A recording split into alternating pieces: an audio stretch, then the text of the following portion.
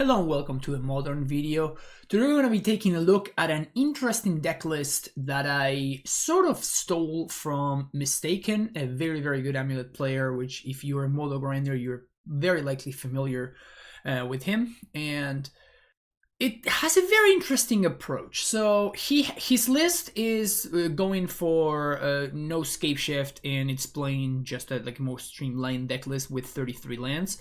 I decided to cut the 4th bounce land, the 10th bounce land, sorry, for the singleton copy of Scape Shift, and that's what we're going to be running with today. But obviously, the main deck is fairly straightforward. I've been very happy with this main deck, so the only change from other lists is that instead of playing one Gruul Turf and 3 Sanctuaries, I'm playing the full 4 Sanctuaries, and you may wonder why is that, and it's because of the sideboard. So we have 2 copies of Hallowed Moonlight and Dragonlord Dromoka, as well as a basic Plains.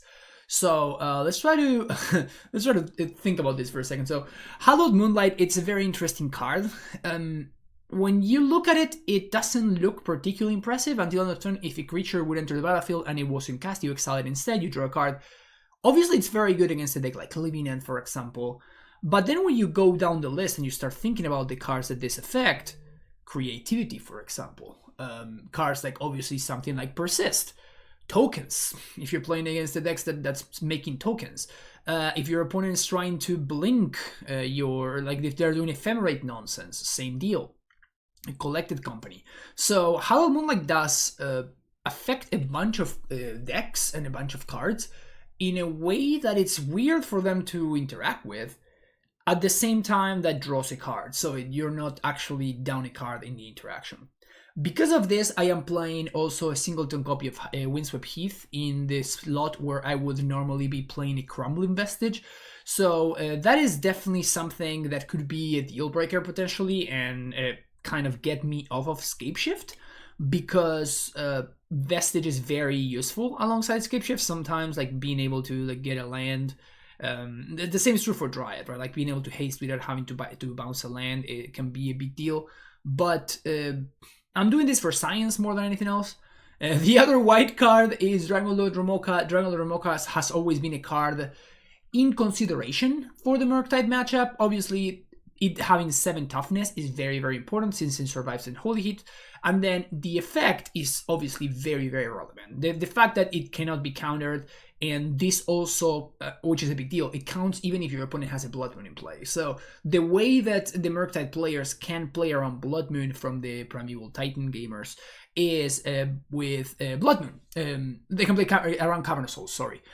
So because of that, we can have access to a way that survives Blood Moon, because we have access to our basic planes, and we're playing 3 copies of Steve.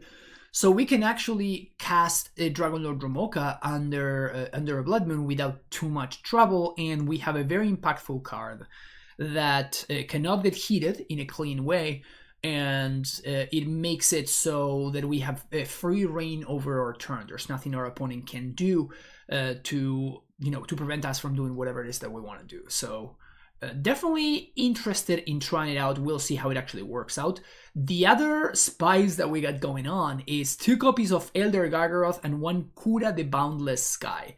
These are also cards that I stole from Mistaken, and I'm intrigued. I want to see what these cards do.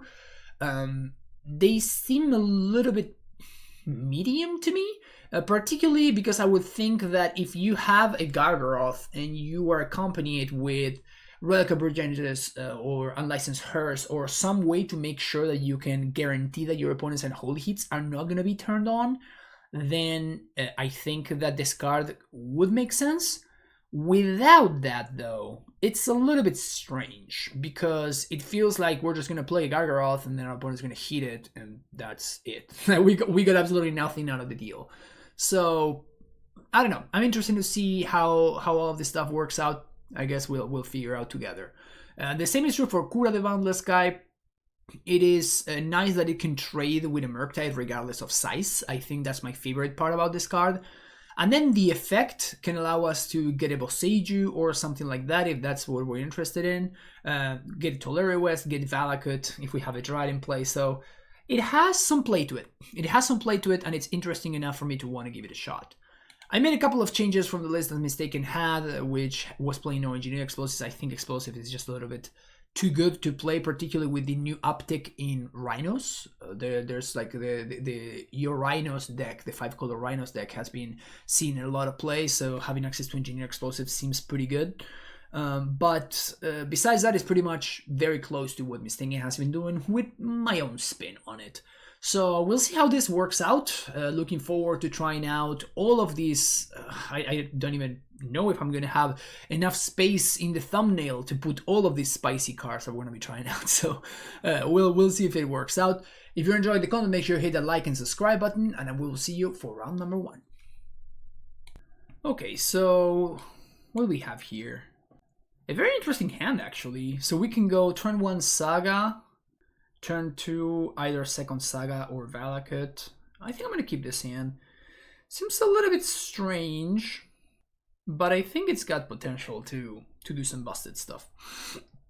Blood Crypt, Shock. Guess we're about to get scammed. Yep. Yes, we are. Ha! Joke's on you, opponent. I only have 1 card that you can take.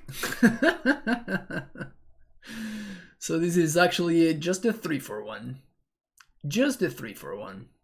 So this deck plays main deck Blood Moon, but I can't beat that, so I'm just gonna play as if my opponent doesn't have it, because obviously it just doesn't really make too much sense for me to play around it.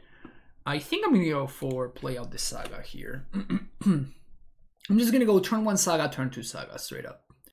Particularly now that I drew the Cultivator Colossus, what we can do is we can go turn 1 Saga, turn 2 Saga. If my opponent has a Blood Moon, we're gonna lose, whatever, but if they don't, then we're gonna be able to actually go off thanks to this Cultivator Colossus once we have double Amulet. A Water Grave? They're playing Shadow? They shocked for no reason, so I assume that there's a Death Shadow over there.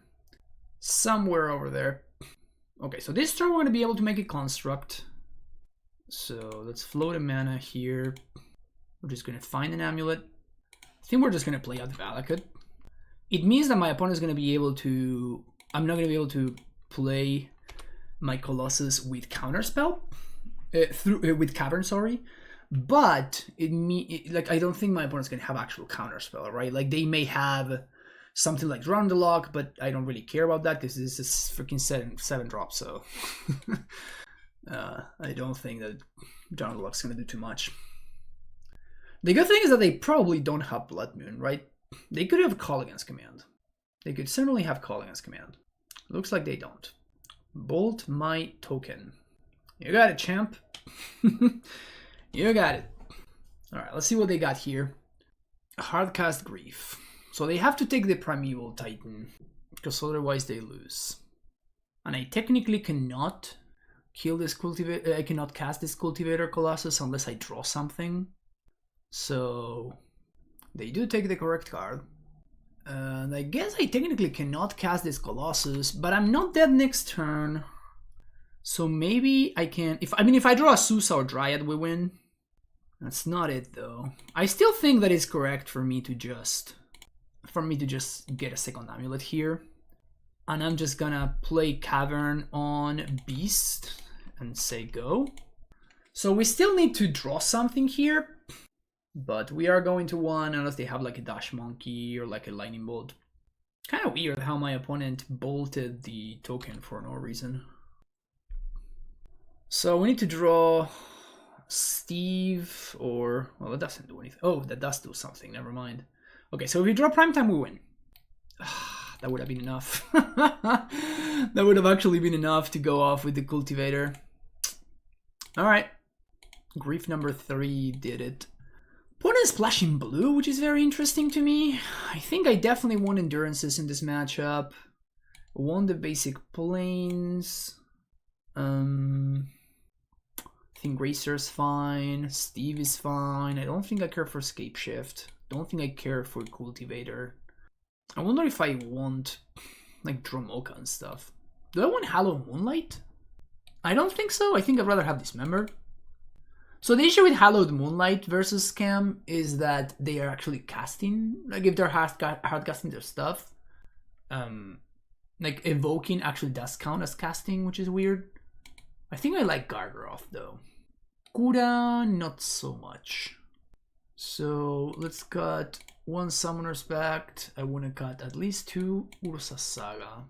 Maybe 1 Cavern of Souls. Gracer's probably okay. Amulet is probably okay. Let's cut 1 Summoner's Pact and 1 Steve. I'm assuming my opponent is not going to have Blood Moons over there. Sound looks good. Keep this. So if they have Scam draw, it's going to be a problem. But otherwise, this looks pretty good. The fact that we also have Boseiju is nice. Opponent moves to 5. So I guess I'm going to get scammed. I'm assuming at least. But this allows me to turn 1, play both Azusa and Dryad, which is nice. So, alright, so opponent plays the Marsh Flats and then passes the turn back. Oh, no. Second main phase fetch, the classic play. Alright, so they do have the Scam. So there's the Grief. Azusa's gone, which makes sense. So they're going to take the Dryad as well. At least this means that this is only a 3-2, which actually takes 1 full turn off the clock. Actually more than that, right? So it's a 5-turn clock from 20 if it's a 4-4. Oh, really? Okay. So I think I'm actually going to hold on to this Boseiju here. So bounce this, play Dryad, say go. I'm not going to play out the Boseiju because my opponent could be playing Blood Moon. Play Bloodstained Mire, swing for 3. Okay. Only 2 cards left in hand. Swing for 2. I don't think I want to play around Monkey. So their hand could be like land the Blood Moon, but we're beating that, so that doesn't really matter. Something like Croxa could be a problem. That would force me to discard the Boseiju. I still think I needed to play the basic forest. There's the Dashed Monkey, which I literally talked about, but alright. So I guess this is not attacking anymore now. So Nessian Sanctuary cleared from the top. You love to see it. Watery Grave. Do I care about that? I don't think so. I think we just pass. We just chill here. I mean, we just have to draw literally any of our threats, and that should be enough to win. Obviously, Primeval Titan wins, but we know Summoner's Pact. Oh, Iteration. That's what they're splashing blue for. I mean, if that means no Blood Moon, I'm not even sure that's that great of a deal, honestly. Undying Malice. Fury. Must be nice. Okay, so now we don't have the time anymore. Because we're dead next turn to this Fury. Can we draw any threat? Primeval Titan? Grazer. That technically gives me a turn? Sure, I guess we're doing that. And I think I'm just gonna be playing out the Growth Chamber and just bouncing the forest. So yeah. Like this is just whatever. Like I'm not gonna use my mana, so obviously that was not the most efficient turn. But yeah, so technically we survive, we get to chump block, and we take 3 down to 6. Opponent who have Lightning Bolt, terminate, whatever. We're still looking at drawing any of our game-winning threats. They could have, I guess they could technically have Blue Moon here, or Dothy, sure, whatever. So that means that I don't have, even a chump blocker doesn't do it anymore. Yeah, because they just kill me. Yeah, mold to 5, but yeah, deck did not function there. Alright, see you next round. Round number 2, on the draw. I think I'm keeping this hand. I would rather if this was the other way around and I had a ramp creature here and Summoner's Pact. But Marsh Flats, I'm terrified now. Everything is a scam now. So I could technically Pact for Azusa. And I could Pact for Azusa, play Azusa, make all my land drops. And I can do so playing around removal too, which is nice. What I can't do is I cannot play around counter magic or subtlety. Like I would lose to subtlety. But what I could do is, and I think I'm going to if I'm given the chance, like if they don't interact with my amulet, I can Pact for Azusa and then, oh, Springleaf Drone, Thopter. So this is just Hammer. Okay. Yeah, so I'm definitely packing for Azusa, which is gonna speed up our Titan turn by 1. Ooh, them getting Kaldra is very good for me, because it means that they're probably they don't have an equipper. And Kaldra is not gonna be able to raise this. So here's Azusa, play that. And now we just take the damage, and we're just gonna resolve it from Evil Titan next turn. Unless they can interact with either my Amulet or my Azusa. Pure Steel Paladin. You got it. Okay. That's a little bit more scary, but not by that much, really. So now they take 12. I take 12, they gain 12. I play Prime Time. They should move the hammer over here. Second main phase. Protecting the Paladin seems more important. So we know they have Kaldra. I'm at 8. So pay for Pact, draw basic force. So I can cast Primeval Titan. I can haste. So Ornithopter is an 11, 13. What I can do is I can play Prime Time, fetch for Valak at Bounce Land, and kill the Pure Steel Paladin. The problem with that is it leaves me... I think it leaves me dead to the Kaldra, so that doesn't quite work. Because the Thopter tramples. Actually, is that true? No, it forces a chump block. So I need to chump block with both Primeval Titan and with the Ornithopter. And with the Dryad. Man, I'm only a little bit of mana short here. I think that's my best line to victory, though. It's a little bit awkward too, because I'm gonna have to... Well, actually... So I guess what I can do is I can hope that my opponent doesn't have... Oh, this is actually interesting. Yeah, so what I can do is I can hope that my opponent doesn't have another hammer. And then what I can do is I can get Boros Garrison plus Stronghold. Yeah, so I think I'm actually going to go for that. So we can go Boros Garrison plus Stronghold. And then what I'm going to do is I am going to haste here. Bouncing Cavern. We're going to attack, and I'm going to get Bounce Land plus Boseiju. So what this does... Oh, and this is interesting, because what I can do is I can actually... Yeah, let's do this. So I'm going to bounce, and I can bounce the Boseiju. And I can Boseiju the Colossus Hammer right now. And what this does, it allows me to pact for a Grazer, which is going to give me another blocker. So they take 8, down to 22. We know they have Kaldra in hand. Do I want to pact for Grazer? If I pact for Grazer, that allows me to survive, but then I have to pay for pact. I'm going to have 1, 2, 3, 4, 5, 7 mana tops. I guess that's worth doing. Because next turn I'm going to resolve another Primeval Titan if my opponent doesn't have it, right? So that being the case, I want to play around them having it. Because if they don't, they are dead regardless. So I think it's better to go for this. So next turn I'm stuck paying for Pact. But if my opponent doesn't kill me, we're going to be in really good shape. Here comes Kaldra. Yep. They draw a card with Paladin, but they don't have aid, so whatever. If they do have another hammer, they have to do everything main phase, which gives me options. Sword of Fire and Ice. I was not expecting the main deck Sword of Fire and Ice. Interesting. Okay. So we take 7 here. Good thing I packed it for that Grazer, huh? Good thing. Oh no, they have more? Ah. They have Exaxes. Ah, damn it. Alright. We get got.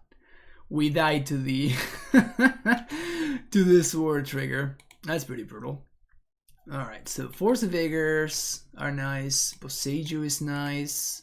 General Explosives is nice. Cultivator can go. Ujugi Ball can go. I think we can cut 1, maybe 2 Steves. Yeah, this is fine.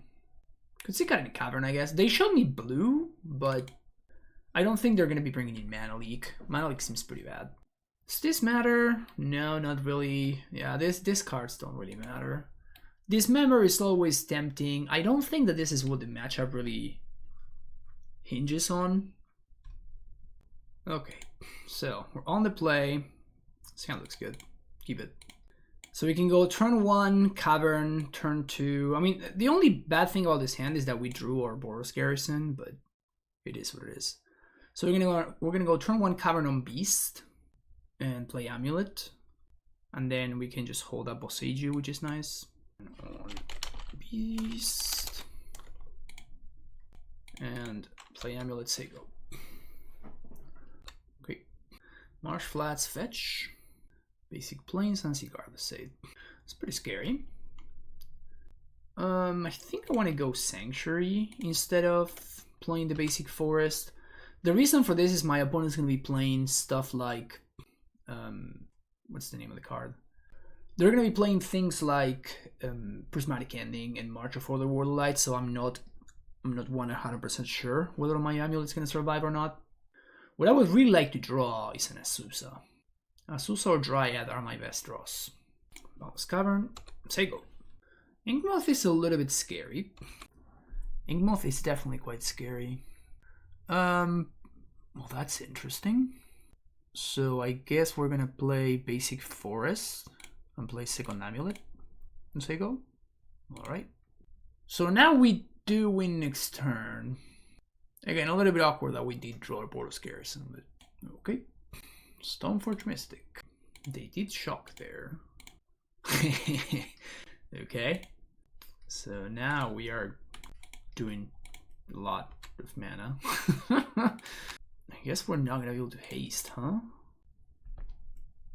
Yeah, I think we're just gonna be kind of screwed here. So we're gonna have to... I mean, I'm going for double Titan, right?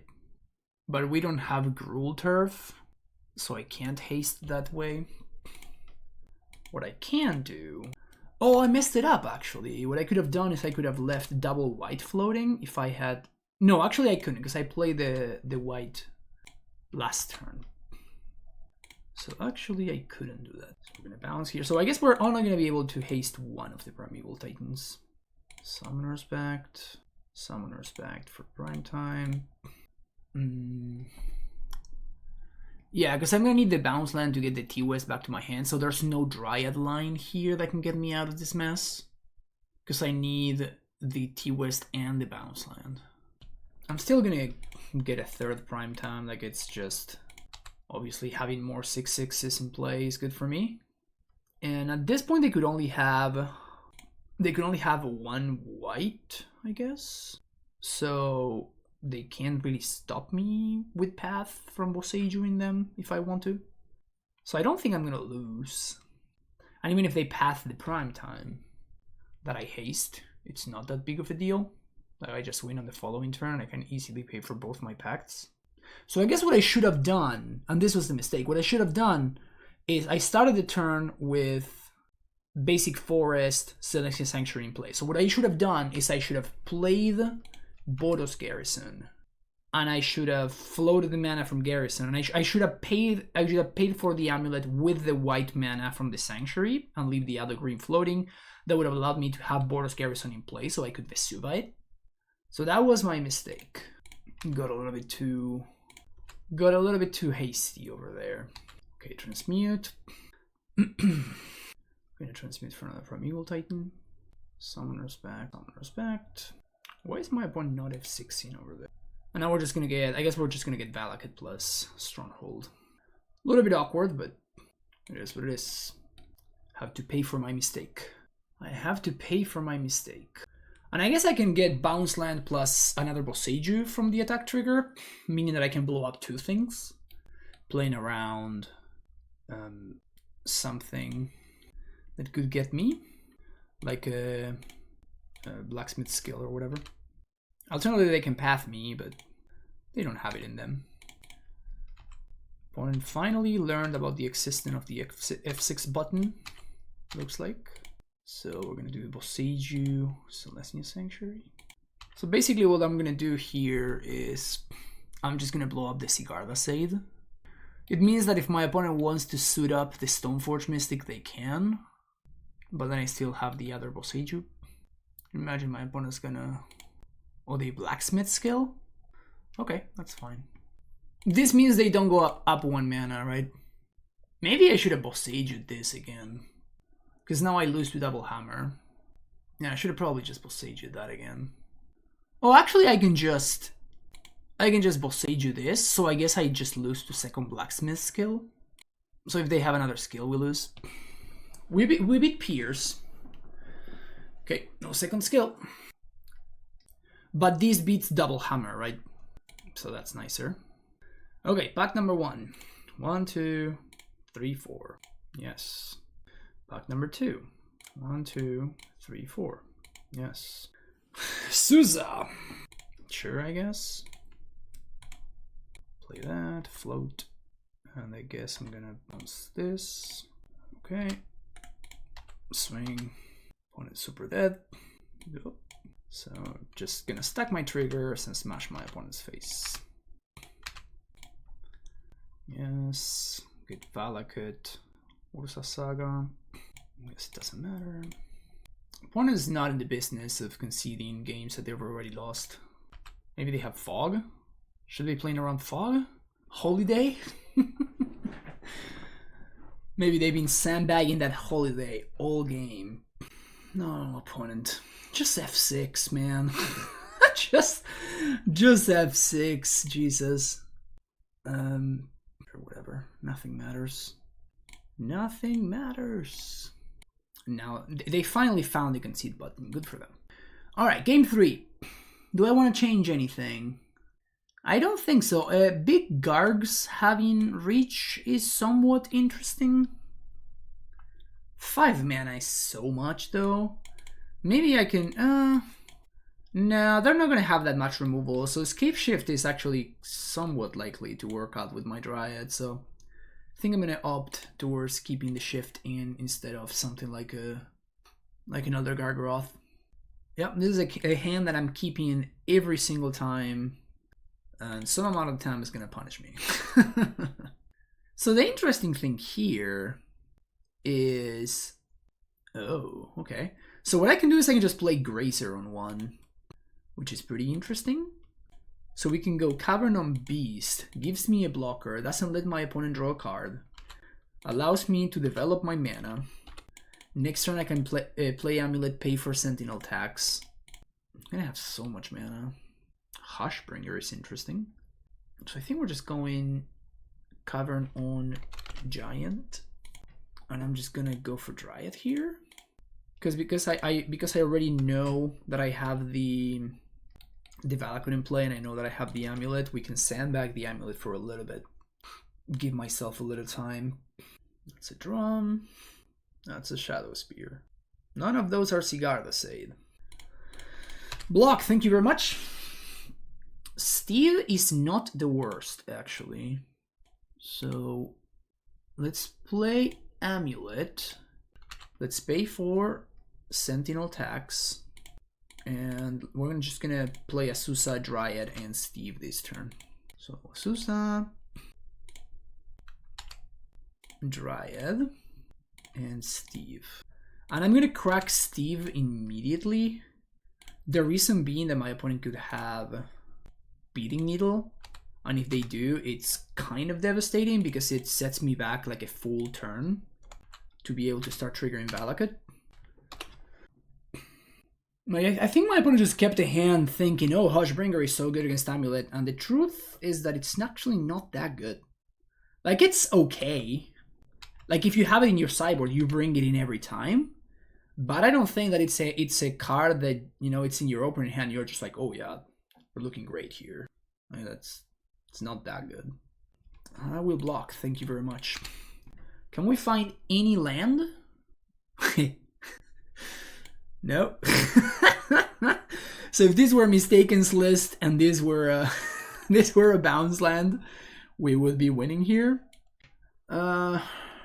Awkwardly enough, Escape Shift doesn't really do anything here. Like, I can go look for a prime time, but then I can't. Like, I just can't do anything with it. It's a little bit awkward. Do I still do it? Huh. I think we just pass the turn. If we find any land, we win. Can I do this? I'm gonna have... So I'm gonna be -1 land. That's something that I need to keep in mind, because one of the lands is gonna turn into a T-West. Yeah, I think I'm just gonna pass the turn here. It means that I get to resolve the Primeval Titan, and the Primeval Titan is in play, but if my opponent has Path to Exile, they just pass the Prime Time. We are in a world of hurt. I think I can take 6 pretty safely here. We're looking for literally any land whatsoever. Opponent's got nothing over there. That counts. They know about the Celestine Sanctuary too, so like they just know that they're dead. Unless they have 2 Path to Exiles. Oh, they have Solitude? No, what is this? Yeah, it doesn't do anything. Yeah, it literally doesn't change a thing. I mean, they're slightly less dead. Still pretty dead. And now we can float a lot of mana. So this is Scape Shift mana. Oh, whoops. No, this is fine. That goes face. Float mana here. That also goes face. Float mana. Float mana. I guess we don't have to float that mana. Float all of the other manas. 1, 2, 3, 4, 5. 1, 2, 3, 4, and I guess 5. Triggers. Boom. Very dead. See you next round. Okay, what do we got here? Actually, a pretty serviceable hand. Yeah, keep this. So we can go turn 1 Bog. Turn 2, play Amulet, play Sanctuary. We can play second Amulet and Gracer. What is this? Ugh, Belcher. That sucks. Doesn't really help. Maybe it helps. What? Gross.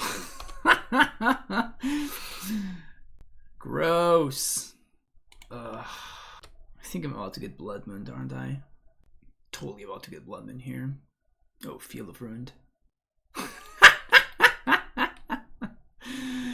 Oh, I knew it. I knew it. Alright. So we're just playing against the Field of Ruined Blood Moon deck. Of course. Fix your mana, but then getcha. Okay, so this is just like mono red garbage. So Force gets in here.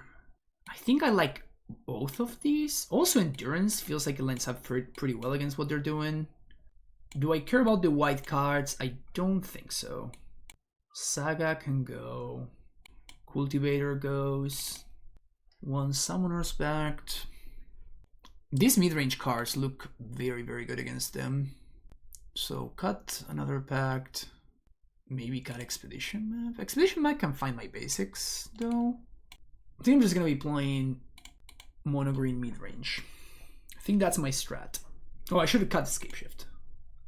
Keep this. Turn 1 basic forest, turn 2 basic forest. Can never lose. Uh-oh. Well, maybe I can lose. Let's see if they have Pyretic Ritual. If they Chalice here, I don't care. Yeah, that's fine. Also, Chalice on 0 would be better than Chalice on 1 for what's worth. Like, if they Blood Moon me here, I'm actively excited about that. Squee is... whatever. Okay. So here's a Dryad. Bounce land. So you go. Let's see if they also have like a Chandra or something. Next turn we get to just play a big Gargs. And then all of this Squee nonsense is gonna go out the window. Honestly, that deck seems very good at putting... they're very bad at putting cards in the graveyard. Like, this seems worse than Rabble Master. Because it doesn't pump. Or like Rabble Master because it doesn't pump itself. Or like War Boss because it doesn't pump tokens. Well, I'm blocking Squee here. For sure. Like, they can't bring it back. They don't have... they're not very good at putting stuff in their graveyard. What are they going to do? Anger of the Gods or something? Stomp, sure, whatever. Speaking of putting cards in the graveyard, even their spells don't go to the graveyard. Even their spells don't go to the graveyard. That's how bad their deck is at putting stuff in the graveyard. That is very funny, actually. How do they win now? Exactly. Oh, mono red. Oh, mono red prison, never change. Never change, mono red prison. I think I'm gonna bring in these members, actually. At least one of them. Yeah, this is fine. I would like to have like a 30th land, but like Bojuga Box sucks so much. And so does Saga. So I think I'm gonna chill here. So no basic. No basic is pretty sketch. I think I'm gonna mulligan this. Guess I'm gonna keep this. I'm not stoked about it though. Also, we're gonna have to Gracer on one. Oh. Well, I still think I have to Gracer. Hopefully we find Basic Forest is my best draw. Hope they chalice on one. Just have this Summoners back laughing at their faces. Oh, this time around they figure it out. This time around they did figure it out. This is also always. This is not just this time. Like, it's always better. So I'm just gonna bounce Cavern here so I can reset it. Blood Moon is really bad for me though. I actually do care about Blood Moon here a fair bit. Yep, that's even worse. At least they can't attack. I mean, they can, but we can just block it. I guess if we find the Basic Forest, we may just be in okay shape. Dismember would also be really hot. So we have some pretty good things here. My opponent doesn't have a clock, so that's nice. Force would be sick. Season Pyro is scary. Season Pyro is actually very good. Gives them pressure, gives them cards. Mono red prison. Basic Forest. Let's go. Expedition map. Oh, I'll block you. Feel free to bolt. My Gracer. Oh, they can have like the thing that pings. Oh, dead gone. Sure. Hey, it's a good draw. And I think we just chill here. If they attack with Magus, I'm blocking the Magus, but I'm not blocking the Season Pyromancer. Like if they just attack with these four, I'm just gonna block the Elemental token with Azusa. I'm not gonna block the Season Pyro. Because it seems like they have these and they have Bone Crusher. Fury? Oh. Yep.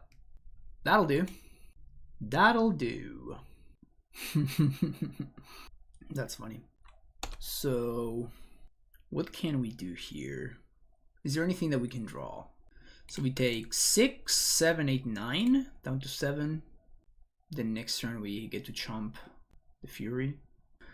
Yeah, at this point we just don't have enough turns, right? We can't answer these and these and these, and yeah. This deck is very bad, but it got us because this deck's only good matchup.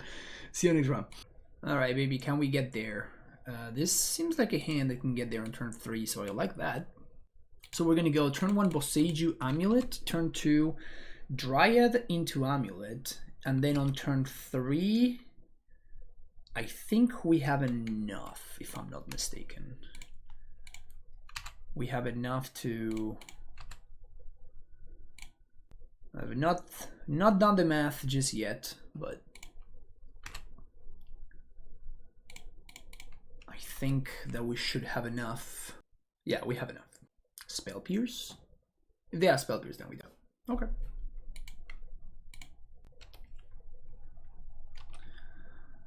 I'm assuming this is Murktide? So I can't both make a construct and transmute T-West. I can't do both. I think I'm gonna go towards making constructs. That bog draw was actually not bad. Because otherwise, like, I show my opponent my hand and they can, you know, hold up counterspell or whatever. This way I'm putting pressure on the board. I'm forcing them to do something or fall behind. It's good that we get paired against Murktide because we can actually test out the Cyber plan. Okay, if this is what they're doing, then I think we just win. Unless they find a way. They will need to have like fetch land into, or like bubble. No, there's no combination that kills me. So make a construct. Untap. Oh, okay. So I guess I can just draw the card instead. Boring. Boring. So here's some mana. They could have Spell Pierce, but that's it. You got me. Wait, how do I pay for this? Oh, I have to pay over here? So weird. Okay. Oh, I guess they could have main deck Subtlety? There's no way they have main deck Subtlety, right? Yeah, there's no way. No way. So we're just gonna Stronghold here. Like, it doesn't really matter. We can just kind of do whatever. Murktide. So we want these. Cut that, bring in that, these. Boseiju Plains. Cut all 4 sagas. Cut all 4 amulets. And the there's one Summoner's Pact. So this is interesting. Like, we can cut a Summoner's Pact, or we can cut the Expedition map. We're a little bit heavy on threats. We have 11 threats if we don't count endurances. And Expedition map still finds me Cavernous Souls, find me Boseiju for Blood Moon. I think I'd rather have Expedition map. But I'm very interested in trying out this strategy. Particularly the Kuda and the Elder Gargs seem very interesting to me. So I'm pretty stoked about trying it out here. Okay, this hand is actually very interesting. I think I'm keeping. Like, if it's really good against Blood Moon. We have turn 1 Steve, turn 1 Gracer, turn 2 Steve. In the face of a monkey. Feels good, man. So we just need to draw lands. As long as we find lands, we should be good to go. So they can't Blood Moon on 2, which is nice. I will block. Yes, I will block, in case you're wondering. Oh, that's a great draw. It also allows me to bounce Boseiju in case they did have the Blood Moon. Also, these explosives looking juicy. Spell Snare? It's not a card you see every day. I guess Cavernous Souls to make Steve uncounterable does matter these days, huh? Consider. So best draw would be, I guess, Cavernous Souls. If we draw Cavern, we're looking really, really good. Murktide is very scary, though. I guess it's not that big. It's a 6/6. Lucky Monkey. Any land would be great. Sure, I'll take that. Definitely playing explosives for 1, and then play Garrison, bounce basics, I go. So here we can block Murktide, crack EE. We can hold up Boseiju. Iteration, so no Blood Moon in my future. Mistress Bauble. About 19, like I'm not super scared just yet, I don't. Land to the graveyard. So if they don't play another land, yeah, I guess I'm cracking. So block there, crack, kill both of their dudes, take nothing. If they don't play another land, they don't. So I get to resolve big Gargs here. And Kuda would actually be so good here, right? If this were the Kuda, if this were the dragon, then my opponent can't attack. And even if they did, we trade. I don't care if they grow the Murktide. And then it would actually allow us to go find the Cavernous Souls, which is pretty sick. This is second Murktide. It is second Murktide. So that's a 7/7 and a 4/4. But this is not super great for my opponent. Because like they don't have Delirium anymore. Now I get to resolve Prime Time. And this has Vigilance. Huh. So I'm not playing Radiant Fountain, which is pretty rough, honestly. I think I'm gonna gain 3 actually. Because I know I'm resolving Prime Time. They don't block. Okay. Here's Prime Time. And I think I want to go for Sunhome. This is interesting because I can get Sunhome plus Bog. If I get Sunhome plus Bog, it basically means that my dudes can't die. I think that's good enough. But it's worse against Blood Moon. I could go Bog, Bounce Land. Because I really want to bounce this Boseiju to my hand, so I feel like Bounce Land is going to be one of the things that I pick up here. The question is, do I want to pick up Sunhome so I can set up next turn? Or do I want to pick up Bojuki Box so my opponent can't kill my threats? I think I'm going to go for Bojuki Bog instead. I think it's close. I think it's very, very close. But the problem is, like, my opponent can go Consider, and that just enables Delirium, and then we're in trouble. But yeah, Gargaroth doing some pretty good work here. Not gonna lie. There's the Blood Moon. Masterfully played around. Masterfully played around the Blood Moon. Like an absolute champion. Also, they paid like that so they don't have counterspell mana. They can't attack with Murktide. Yeah. Oh, this is great.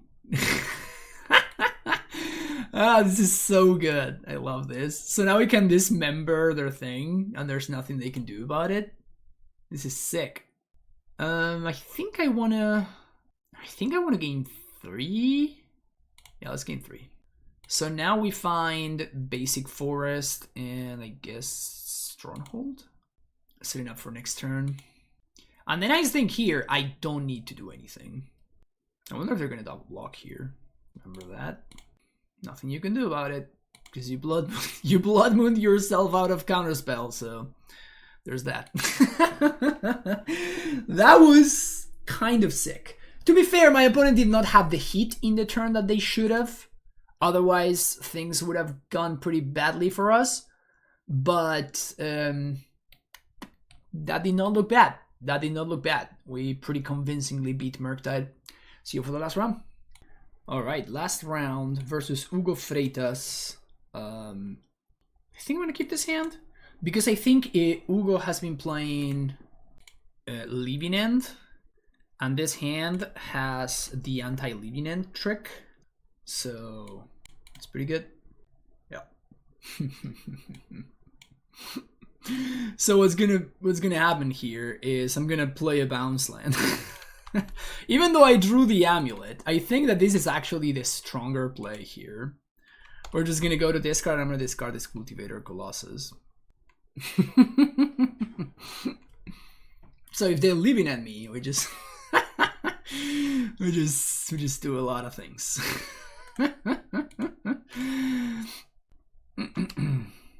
Just gonna play Azusa here. If the Azusa dies, it's not big deal.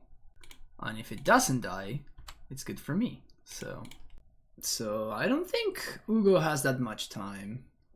Next turn we're gonna be playing Primeval Titan. Unless they do something about it. They could have Force or something, so in response to this grief, I'm gonna Pact. So this is gonna make their future Living Ends worse. Because now they can, you know, take the Grazer. If they're gonna Living End now, they can take the Grazer.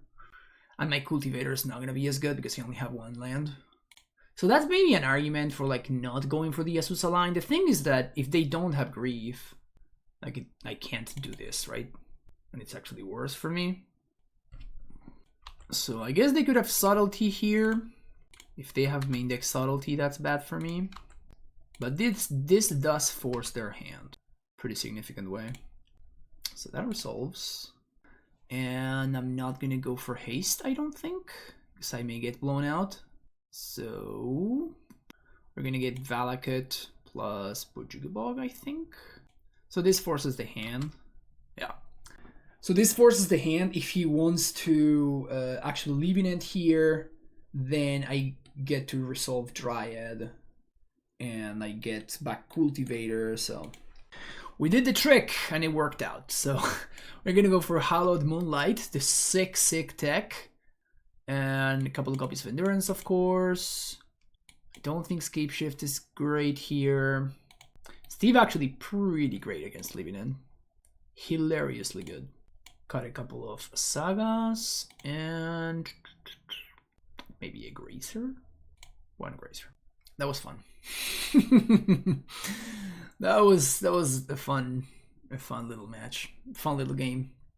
I love doing that, and I think it's legit a great play. Like we just saw how like my opponent is in a situation where they're between a rock and a hard place.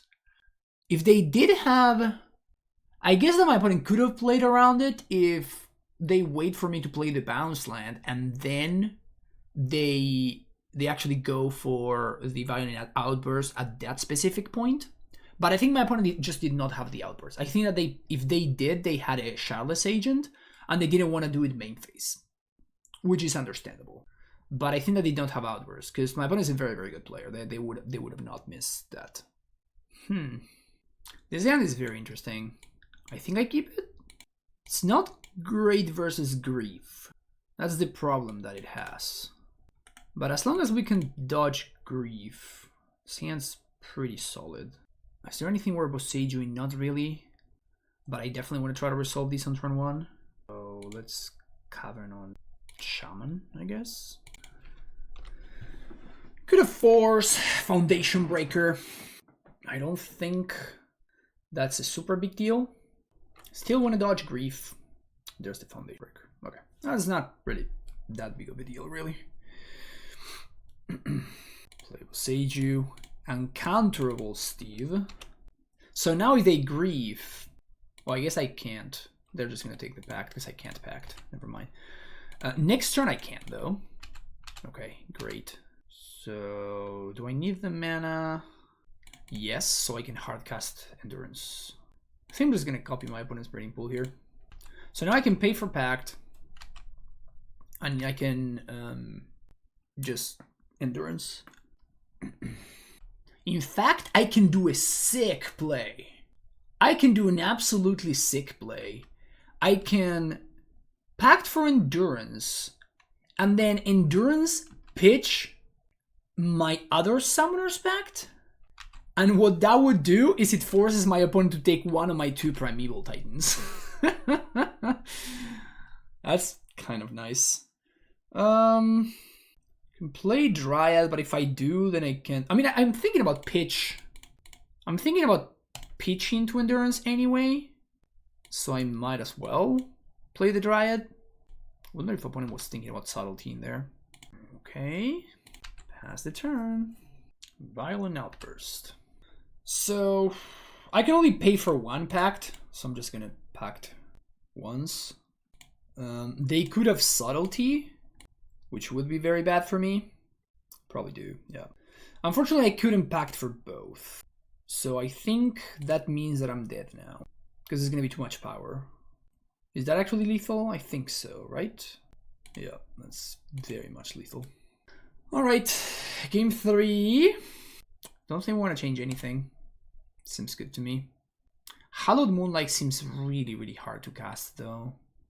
Oh, we wanted the plains. My bad. Whoopsies. Now, with the plains, Hallowed Moonlight is a lot. When you add 4 more basics, 4 more sources to your deck, things get better. I think I keep this hand. Like, it's a little bit of a trap, but I think it has a lot of potential because it has such fast mana. Like, it gets me to 6 mana before my opponent even gets to do the thing. So I think because of that, I'm gonna keep it. No Grief. Okay, that's a good draw.